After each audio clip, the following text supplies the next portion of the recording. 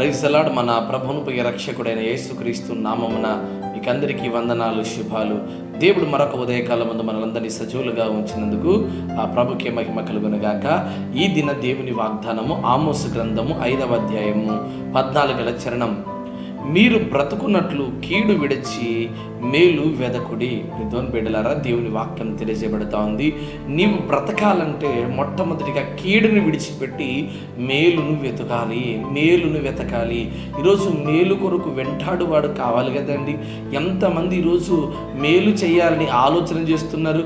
సొంత తల్లిదండ్రులకు మేలు చేయాలని ఆలోచన చేసేవారు ఎవరున్నారు?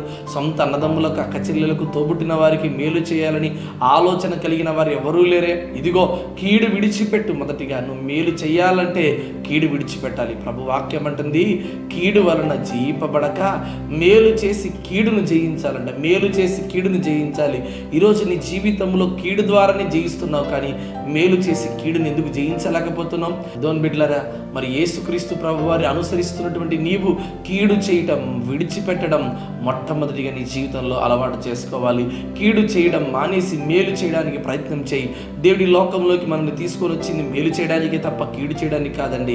ఇదిగో, ఎవరైతే తన సొంత సహోదరుని ద్వేషిస్తాడో వాడు నరహంతకుడు. ఏ నరహంతకుని దగ్గర నిత్య జీవము లేదు అని దేవుని వాక్యం తెలియజేయబడుతుంది కదా. ఈరోజు నీవు మేలు చేసేవాడిగా ఉండాలి. అనేక మందికి మేలుకరంగా నువ్వు ఉండాలి. అనేక మందికి ఆశీర్వదకరంగా ఉండాలి. ఎప్పుడైతే నువ్వు మేలుకరంగా ఉంటావో అప్పుడు నీ జీవితంలో ఆశీర్వదకరమైనటువంటి క్రియలు జరుగుతాయి. చూడండి, యేసుక్రీస్తు ప్రభువారు అనేక మందికి మేలు చేసిన వాడిగా ఉన్నాడు. ఆయన దగ్గరికి వచ్చిన వారందరి యొక్క రోగాలను ఆయన భరించి స్వస్థపరిచి విడుదల చేసి పంపితే, కానీ దేవాది దేవునికి మాత్రం కీడు చేసినటువంటి లోకం కనబడతా ఉంది. ప్రియమైన బిడ్డలారా, ఈరోజు నువ్వు ఎవరికైనా మేలు చేసావా? వారు తిరిగి నీకు కీడు చేస్తున్నారా? అయినప్పటికీ కూడా వారు కీడు చేశారని నీవు కీడు కొరక వారిని దీవించు. దేవుడు తప్పకుండా వారిని తప్పకుండా దీవిస్తాడు. వారు తెలుసో తెలియకో ఏదో ఒక విషయంలో నీ విషయంలో అపరాధంగా నడుచుకున్నారేమో. అయితే దేవుని యందు నమ్మకం ఉంచి, ప్రభువా, ఇదిగో కీడుని విడిచిపెట్టి మేలు ద్వారా నడుచుకునేటువంటి స్థితిని మాకు దయచేయి తండ్రి అని ప్రార్థన చేయి. ఎంతకాలం నేను కీడు చేస్తావు?